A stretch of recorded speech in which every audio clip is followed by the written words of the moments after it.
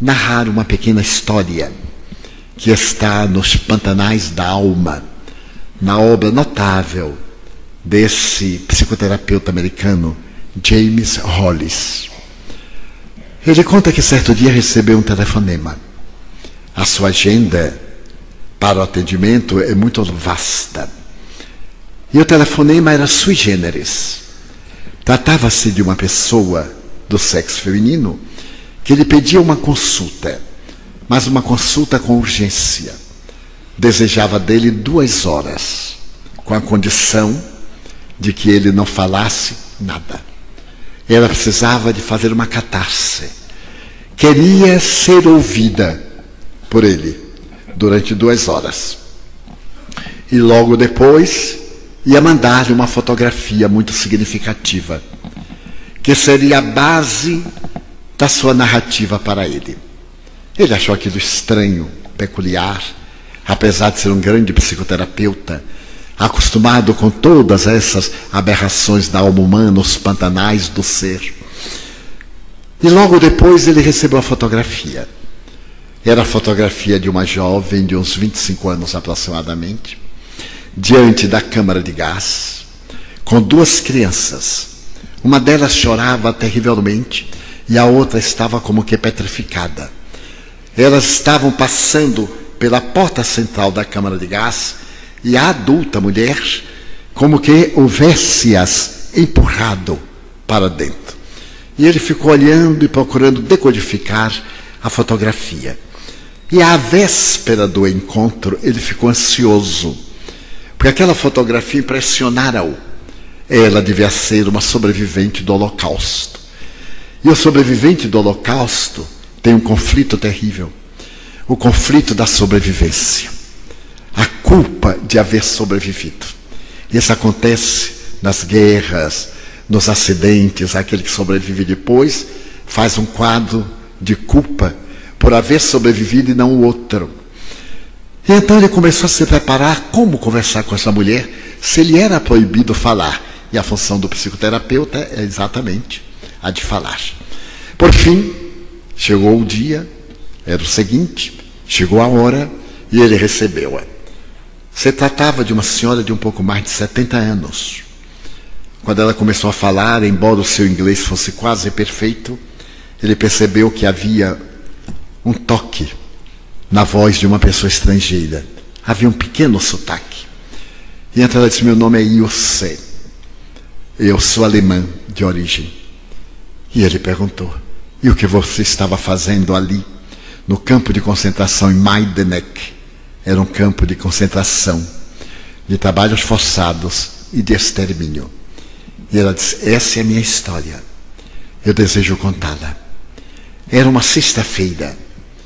E eu sou de Lublin. E fui fazer a feira como qualquer pessoa. E naquele dia os nazistas resolveram surpreender os judeus, cujo número maior estava exatamente ali na feira. Concomitantemente, outro grupo foi ao gueto para poder erradicá-los da cidade de Lublin. E então, de repente, chegaram os camburões, eles cercaram todos e nos foram empurrando. Eu disse: mas eu não sou judia, eu sou cristã.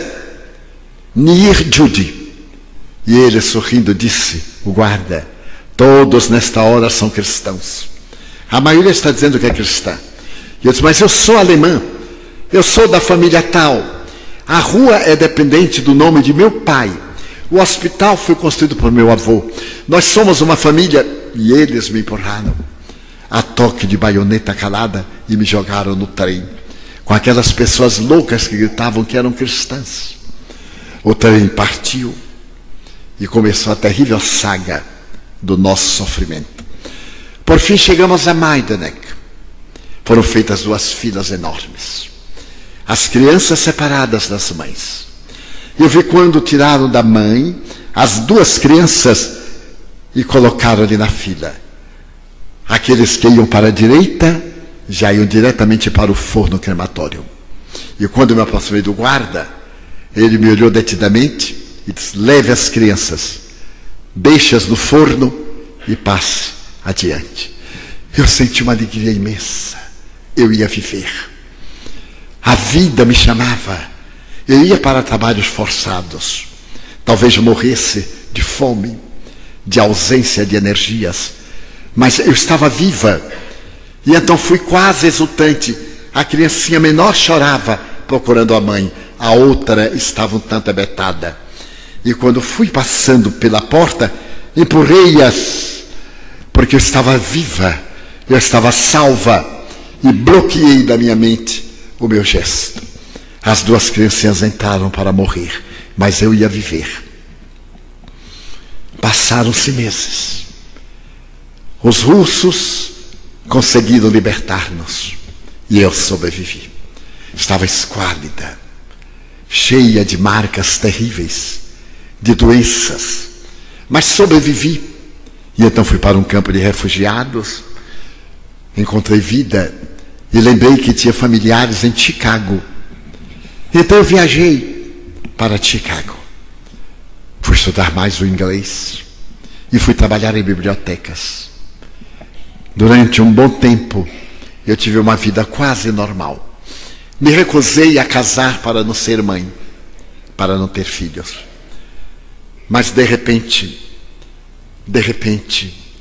eu estava numa biblioteca e folheava jornais, arrumando-os, que falavam da Segunda Guerra Mundial. E quando menos espero, vi uma fotografia. A fotografia que eu mandei para o senhor. Aquela que está de lado sou eu.